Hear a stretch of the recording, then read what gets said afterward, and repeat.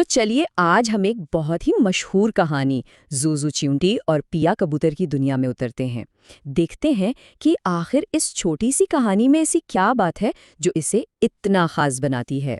आखिर एक हीरो होता क्या है, उसका असल मेयार क्या है? यही वो सवाल है जो इस पूरी कहानी की बुनियाद है। और हम इसके किरदारों के जरिए, उनके सफ़र के जरिए इस सवाल का जवाब ढूंढने की कोशिश करेंगे। कहानी की शुरुआत होती है एक ऐसी दोस्ती से जिसकी शायद किसी को उम्मीद ना हो। एक तरफ एक किरदार, दूसरी तरफ बिल्कुल उसके उलट दूसरा। जब ये दोनों मिलते हैं ना, तो बस उनकी सोच और उनके जीने के तरीके आपस में टकराते हैं।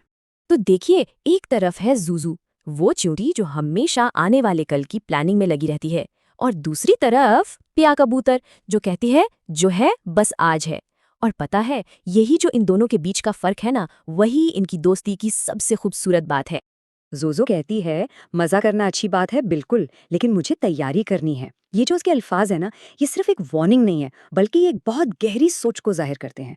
जिम्मेदारी की सोच, आगे का सोचने की आदत। तो अब वक्त आ गया है इनकी दोस्ती के पहले इम्तिहान का। अब एक तूफान आने वाला है, बारिश का तूफान, जो ज़ूज़ू की सारी प्लानिंग को, उसकी सारी तैयारियों को असल में टेस्ट करेगा। और फिर वही होता है जिसका डर था। आसमान से बारिश शुरू हो जाती है और प्या को अपनी लापरवाही का अंजाम भुगतना पड़ता है। भूख, बेबसी, सब कुछ उसे घेर लेता है। और तब उसे एहसास होता है कि ज़ूज़ू की बातें कितनी सच्ची थीं। वो रोती हुई कहती है, मैंने 2 दिन से कुछ नहीं खाया। उसके ये आंसू सिर्फ भूख के नहीं थे, ये पछतावे के आंसू थे। और बस यहीं से कहानी एक बिल्कुल नया मोड़ लेती है। लेकिन तभी ज़ूज़ू आगे बढ़ती है और उसकी दरियादली उनकी दोस्ती को एक नई उम्मीद देती है। वो जो पेशकश करती है ना, वो सिर्फ खाने की नहीं है, बल्कि एक सच्ची दोस्ती का सबूत है। अब कहानी में एक और ट्विस्ट आता है। अब दोस्ती का असल इम्तिहान है, एक दूसरे का साथ देने का। अब सवाल ये है कि क्या प्या ज़ूज़ू की इस मेहरबानी का बदला चुका पाएगी? सोचिए जरा, एक कबूतर एक डूबती ही चूंटी को कैसे बचा सकता है? ये एक ऐसा चैलेंज है जिसके लिए पिया को न सिर्फ होशियारी से बल्कि कुछ हट के सोचना पड़ेगा। तो आइए इस एक्साइटिंग मोमेंट को थोड़ा डिटेल में देखते हैं। झट से पिया ने खतरा महसूस किया, फौरन एक प्लान बनाया और अपनी दोस्त की जान बचा ली। और बस यही वो पल था जहां उनकी दोस्ती को एक नया मतलब मिल गया। अब ये सिर्फ मदद नहीं थी, ये एक अहद था, एक दूसरे के लिए कुछ भी कर गुजरने का वादा। अब हम कहानी के क्लाइमैक्स पर आ गए हैं, वो पॉइंट जहां इनकी दोस्ती का सबसे बड़ा, सबसे मुश्किल इम्तिहान होना है, जिंदगी और मौत का इम्तिहान। खामोशी में एक नया खतरा सामने आता है, एक शिकारी जिसकी गलील का निशाना सीधा प्या पर है, और इस बार दांव पर प्या की जिंदगी लगी है। लेकिन एक नन्ही सी चींटी, एक इंसान शिकारी को कैसे रोक सकती है? ये सवाल सुनने में ही नामुमकिन लगता है ना? मगर ज़ूज़ू के पास हिम्मत के सिवा और कुछ था भी नहीं।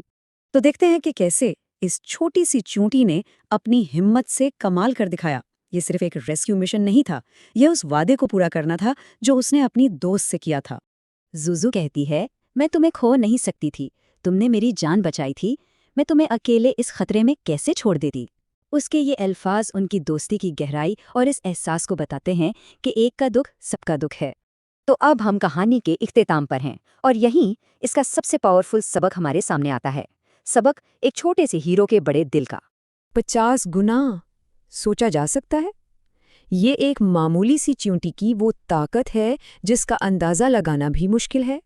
ये उसके जिस्म की ताकत से कहीं कहीं ज्यादा है।